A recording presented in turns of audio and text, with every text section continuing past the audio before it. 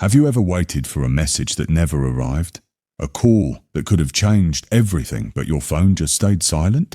This is the story of a mother who waited and waited until time itself grew tired of watching her hope. Her name was Margaret Collins, but everyone in her little town called her Maggie. She lived in a small wooden house at the edge of a quiet street, where the wind carried the smell of rain and old memories. Every evening she sat by the window with a cup of tea, eyes fixed on the same spot, her phone resting on the small table beside her armchair. That phone was her lifeline, her last connection to her son, Ethan.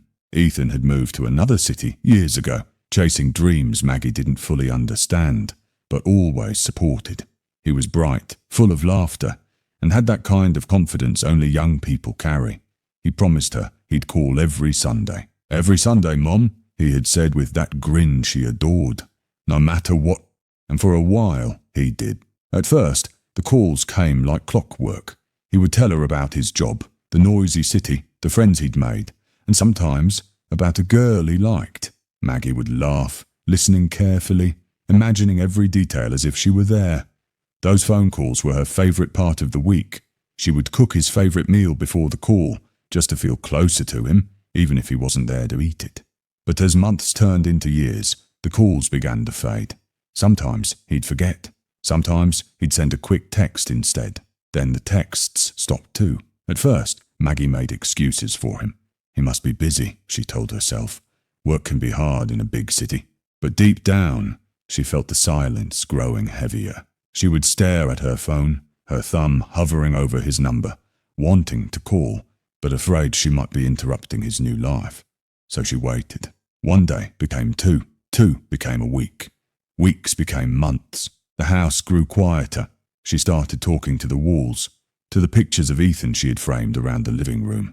There was one from his 10th birthday, his front teeth missing, his hands covered in cake. Another from his graduation, her hand holding his arm, her smile brighter than the sun. She dusted those frames every morning, whispering, "You'll call today, won't you, Ethan?" But the phone never rang. Neighbours sometimes dropped by. "Why don't you visit him, Maggie?" they'd ask kindly. But she would shake her head. "He's busy. I don't want to be a burden." They would nod. But when they left, she could feel their pity like a weight pressing against her chest. So she waited longer, and longer still. One cold December night, snow started to fall outside her window. The world looked peaceful, covered in white. She sat near the fire, knitting a scarf she planned to send Ethan for Christmas. She picked up her phone, typed a short message, and then deleted it. She tried again, typing, "I miss you, sweetheart. Call me when you can." But she didn't send that one either. She told herself, "He'll call first." He promised. Christmas came and went. The scarf remained neatly folded on the table, never mailed. By February, Maggie's health had started to weaken. Her hands trembled more, and her walks grew shorter. But her hope, it didn't waver. Every night before bed, she placed her phone beside her pillow, in case he called while she slept. Every morning, she checked it before her eyes were even open. And every day, the screen stayed dark. One morning, the postman knocked on her door with a small package. It was from Ethan. Her hand shook as she opened it, her heart racing like it hadn't in years. Inside was a mug with the words, "World's best, Mom," and a note that read, "Sorry I haven't called. Been really busy. Will visit soon. Love you always." Tears filled her eyes. She kissed the note and placed it on the table beside the phone. She whispered, "See, I knew you'd remember, my boy." That night, she slept peacefully for the first time in months. But Ethan never visited. Days turned to weeks again. The mug sat untouched, the note starting to curl at the edges. Still, she waited, until one evening, when the sun sank behind the hills and the sky turned a deep orange, Maggie felt something strange. Her chest tightened. She tried to reach for her phone but couldn't lift her hand. The phone buzzed for the first time in months. It was Ethan. He was finally calling, but Maggie never answered. The call rang and rang, then went to voicemail. Ethan frowned, leaving a quick message. "Hey Mum, sorry I haven't called in a while. Just wanted to check in. I'm finally coming to visit this weekend. Love you." He smiled, thinking she'd be thrilled to hear his voice. But by the time Ethan arrived that weekend, the lights in the little house were off. The door was slightly open, and there in the armchair by the window, His mother sat, peaceful as if asleep, the phone still beside her hand. On the table, his note lay under her fingers.